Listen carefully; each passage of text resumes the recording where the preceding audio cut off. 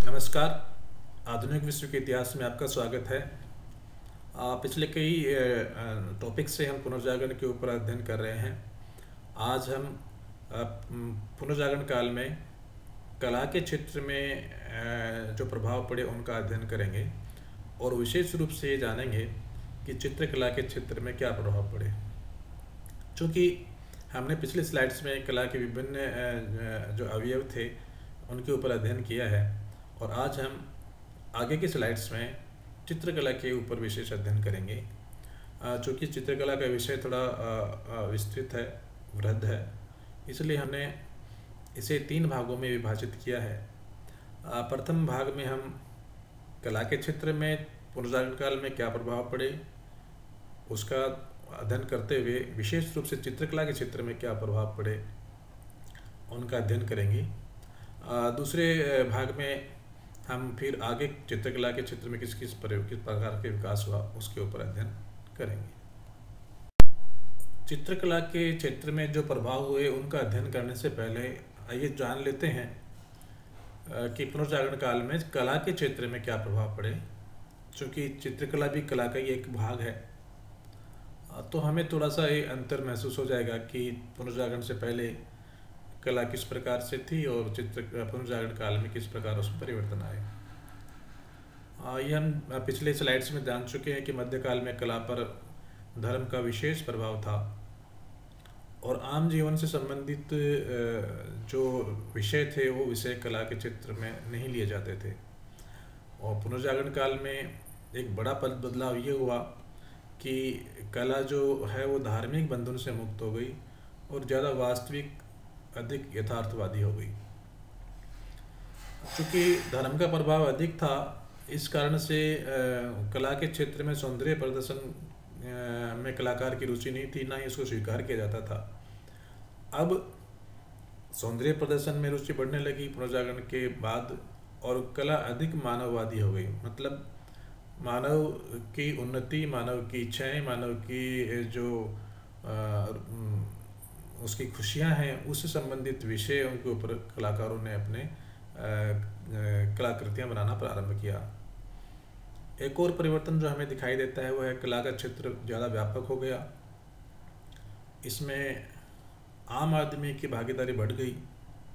पहले कला चर्च और धार्मिक जो संस्थान थे उन्हीं से संबंधित थी, परंतु अब बड़े बड़े व्यापारियों ने अपने रहवास में, अपने जो विशेष रूप से बनाए गए मकानों में भी कला का चित्रण और कलाकृतियों का सजावट प्रारंभ कर दिया। और इसके अलावा धार्मिक विषयों में सौंदर्य जो का था उसका शुरुआत हुई। धार्मिक विषयों के साथ साथ सौंदर्य की शुरुआत हुई। अब सजावट पर विशेष जोर दिया जाने लगा, सौंदर्य और प्रेम पर भी विशेष जोर दिया जाने लगा। इस काल में कला की अगर हम बात करें तो कला की अनेक विधाओं में विकास हमें दिखाई देता है, जैसे वास्तुकला, मूर्तिकला और चित्रकला। इस काल में विशेष रूप से इन तीनों के ऊपर बहुत ज़्यादा विकास हुआ, तीनों पर विकास ज़्यादा हुआ और ख़ासकर चित्रकला तो पुनर्जागरण काल की बहुत विख्यात है। जैसा हमने बताया कि पुनर्जागरण कला की एक खास विशेषता थी कि अब उसने मानव से संबंधित जीवन को अपनी कला का विषय बनाया और कला सहज और सौंदर्यशाली बन गई। सौंदर्य को विशेष जगह दिया जाने लगा और यथार्थ चित्रण, यथार्थवादी जो कृतियां बनाए जाने के ऊपर भी विशेष जोर दिया गया। कला के क्षेत्र में पुनर्जागरण काल में जो प्रभाव पड़े उनका अध्ययन करने के बाद में आइए जानने की कोशिश करते हैं कि चित्रकला के क्षेत्र में पुनर्जागरण काल में क्या प्रभाव पड़े। एक बहुत विशेष परिवर्तन ये आया कि चित्रकला बैजाइंटाइन कला परंपरा से पूरी तरह से मुक्त हो गई और अब वह एक नवीन शैली को अपनाते हुए आगे बढ़ी।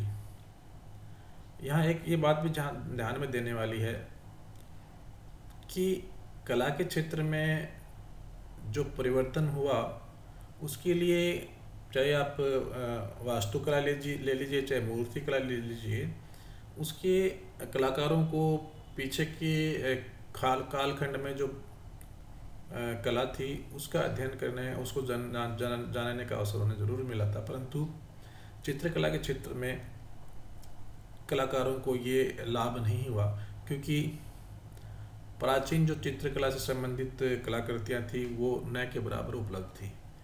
इसलिए इन चित्रकारों को अपने ही स्तर पर, अपने विधा, अपने बुद्धि, अपने ज्ञान से ही नवीनता युक्त चित्रांकन करने की ज़रूरत पड़ी। और ये बड़ा ही एक उल्लेखनीय विषय है कि इन चित्रकारों ने अपनी मेधा और लगन से इस नवीनता को जन्म दिया। पुनर्जागरण काल में जो चित्रकला के क्षेत्र में परिवर्तन आया, वह परिवर्तन ये हुआ कि चित्र शैली अधिक चित्ताकर्षक, लावण्यमयी और हृदयग्राही बन गई। इससे पहले चित्रकला में जो चित्रांकन के लिए रंगों का प्रयोग किया जाता था, वो रंग अधिक चटक नहीं होते थे, अधिक ब्राइट नहीं होते थे, और अब उन अधिक चटक और ब्राइट कलर्स का प्रयोग किया जाने लगा। विषय बड़े सीमित थे, अर्थात किन पर भी चित्र बनाया जाए, जिन पर चित्र बनाया जाता था उन्हें हम विषय कहते हैं। तो पुनर्जागरण से पहले विषय सीमित था, अर्थात धर्म और धर्म से संबंधित जितने भी घटनाएं या जितने भी व्यक्ति या लोग रहे हैं उनके विषय में ही चित्र बनाए जाते थे। परंतु पुनर्जागरण काल में हम देखते हैं कि विषयों में बड़ी विविधता हमें दिखाई देती है। धर्म के साथ साथ सामान्य जीवन से संबंधित भी विषयों पर भी चित्रांकन किया जाने लगा। पहले मुख्य रूप से जो चित्र बनाए जाते थे वो भित्ति चित्र होते थे, और विषय जैसा मैंने आपको बताया धर्म से संबंधित होते थे, और इन्हें सामान्य रूप से गिरजाघरों की दीवारों पर उकेरा जाता था। परंतु अब इसके साथ साथ भित्ति चित्रों के साथ साथ अब स्वतंत्र रूप से भी चित्रांकन किया जाने लगा, और धार्मिक विषयों के अलावा सामान्य जीवन की, मानवीय की के विभिन्न पक्षों का चित्रांकन किया जाने लगा। एक और उल्लेखनीय बात यह है कि पुनर्जागरण काल में चित्रकला का अधिकतम सृजन इटली में हुआ। हालांकि कुछ चित्रकार हॉलैंड के भी थे, कुछ अन्य कंट्रियों के भी चित्र थे, परंतु बाकी देशों में चित्रों के ऊपर इतना ज़्यादा काम नहीं हुआ, चित्रकला के ऊपर ज़्यादा काम नहीं हुआ।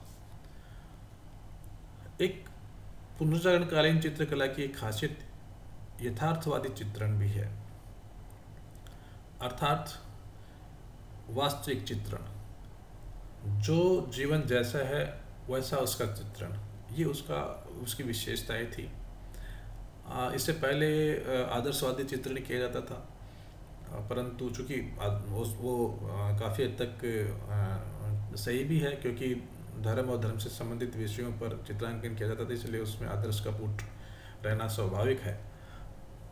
परंतु पुनर्जागरण काल में यथार्थवादी चित्रों की शुरुआत हुई, और इसमें इटली के 2 चित्रकारों का विशेष योगदान है, जिन्होंने चित्रकला में वास्तविकवादी चित्रण की शुरुआत की, यथार्थवादी चित्रण की शुरुआत की। इसमें है एक सिमेबियो और दूसरे केवेलिन। ये दोनों इटालियन थे, और इन्होंने शुरुआत की यथार्थवादी चित्रण की, परंतु इनका अपने चित्रों में विस्तृत और प्रभावशाली प्रयोग जिस चित्रकार ने किया उसका नाम था जियोटो। जियोटो सिमेबियो का शिष्य था, और सिमेबियो ने जो कला सीखी उसको और अधिक विस्तार जियोटो ने अपने चित्रों में दिया, और जियोटो के चित्र बहुत वास्तविक जान पड़ते हैं। इसलिए हम जियोटो को पुनर्जागरण कालीन नवीन शैली का प्रणेता मानते हैं। तो ये हमने यहाँ जानने की कोशिश की कि पुनर्जागरण काल में कला के क्षेत्र में क्या प्रभाव पड़े और विशेष रूप से चित्रकला के क्षेत्र में क्या परिवर्तन आए। आगे की हम स्लाइड्स में, आगे की हम टॉपिक में चित्रकला के क्षेत्र में क्या क्या कृतियाँ रची गई, कौन कौन से महान चित्रकार हुए और उनकी क्या क्या खासियतें विशेषताएं थी, उनका अध्ययन करेंगे। धन्यवाद।